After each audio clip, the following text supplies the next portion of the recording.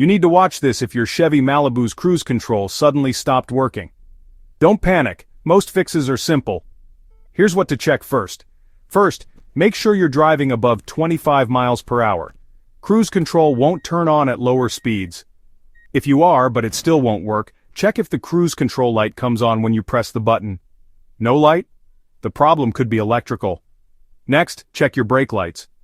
If your brake light is stuck on, or doesn't light up at all, the brake pedal switch might be faulty. This switch tells the car when the brakes are pressed, and if it's broken, your cruise control won't activate. Still not working? Sometimes a blown fuse is to blame. Open your fuse box, usually under the dashboard or hood, and look for the fuse labeled cruise or brake. Replace it if it's blown. Also check for any warning lights on your dashboard, like the check engine light. Cruise control can be disabled by engine issues or transmission issues, so scan for trouble codes if you notice a warning. If none of these steps solve it, your Malibu might need a professional inspection. But most of the time it's something simple you can spot at home. Now you know what to check if your Chevy Malibu cruise control isn't working. Good luck, and drive safe.